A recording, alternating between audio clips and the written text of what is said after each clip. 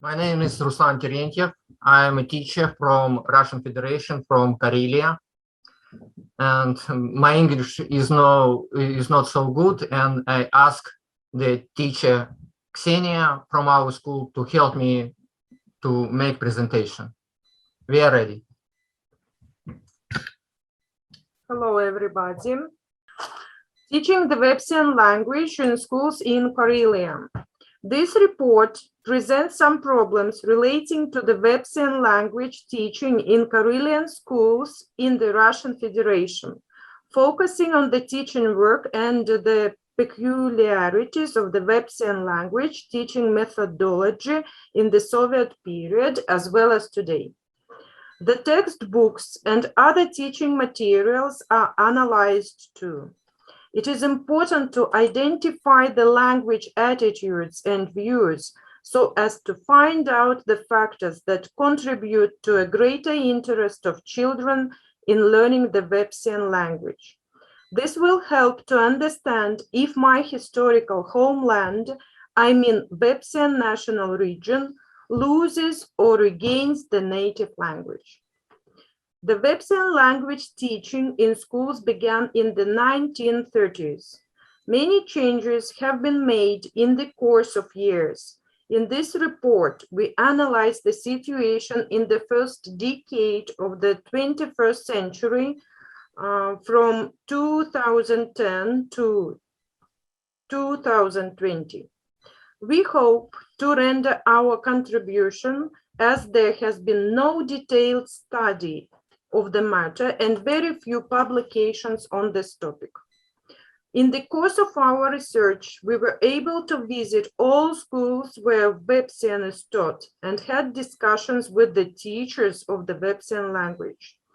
There was also a survey about the attitude of students to the teaching of the Vepsian language and culture.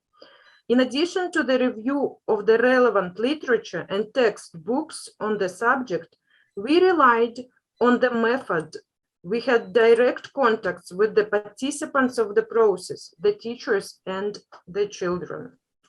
The monitoring data from 2005 showed that less than 5% of students were able to speak the language fluently. They had only few lessons a week in the class, which didn't extend further as language practice inside the school, in the family or outside. Less than 15% of teachers consider the school as an important factor for the preservation of the language. According to teachers, one solution to the problem is to increase the number of hours spent on learning the native language at school. According to the approved standards at the state of regional level, the learning of Vepsian is provided only in schools in Karelia. The Finno-Ugric School of Petrozavodsk City, the capital of Karelia, School of Sholtazera, and School of Rybrika, both in Vepsian national region.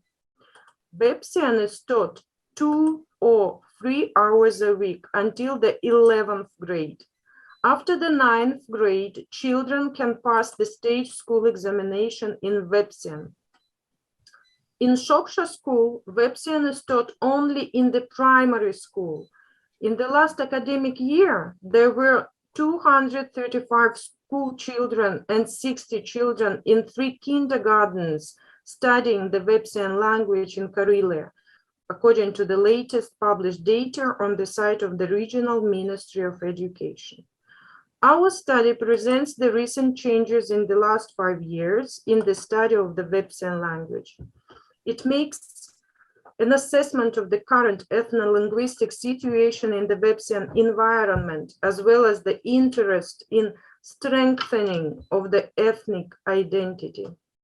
Eventually, we were able to track whether there is interest and any shift from the status of non-prestige language to a more positive language attitude in the school environment. Then follows our main research question: why this happens and what it depends on, and what further steps can be taken to improve the situation. Language has miraculously survived and distinguishes the Vepsian from the rest. It belongs to the Baltic Finnish group, close to the Karelians and Estonians.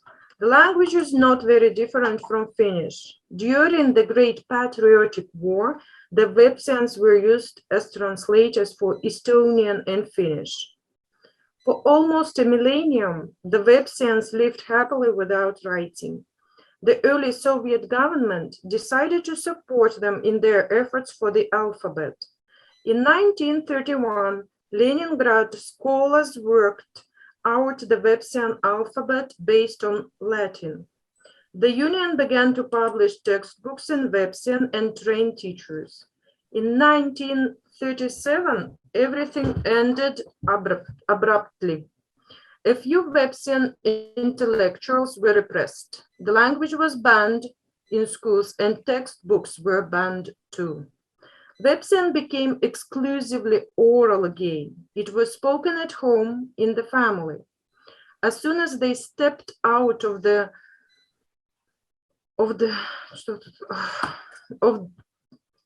homes, the whole conversation turned to Russian.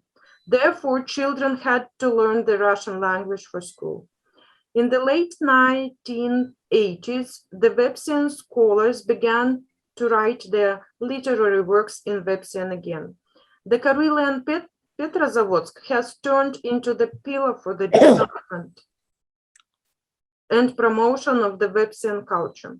Books appeared again. There was a newspaper in Vepsian too. 1991 saw the first textbooks of the first grade published in Karelia. While in the Russian ABC book, the kids were used to seeing a watermelon in the first page, and for example, in the English alphabet, the first word in the alphabet is usually an apple. The Vepsian alphabet shows them a different page, the word ahvan, which means a perch. As the native speakers tell us, the Vepsian language was the common language at home in the 20th century. During the Soviet years, many songs, legends, ditties were forgotten. Now they are making up for it. 1989 has started the period of the national identity revival. The local people in the Vepsian villages are bringing back their past in songs, dances, and national clothes. This has been a new period for the development of the Vepsian literary works. Publications in Vepsian include textbooks, dictionaries, periodicals, translations from other languages. It is important to note the development of fiction, for the Vepsian writers used to write the works in Russian. 2 minutes, please. Yes, growth and qualitative diversity of printed publications in the Vepsian language allows us to hope that this is a completely real step towards the formation of Vepsian literature. Thank you for attention.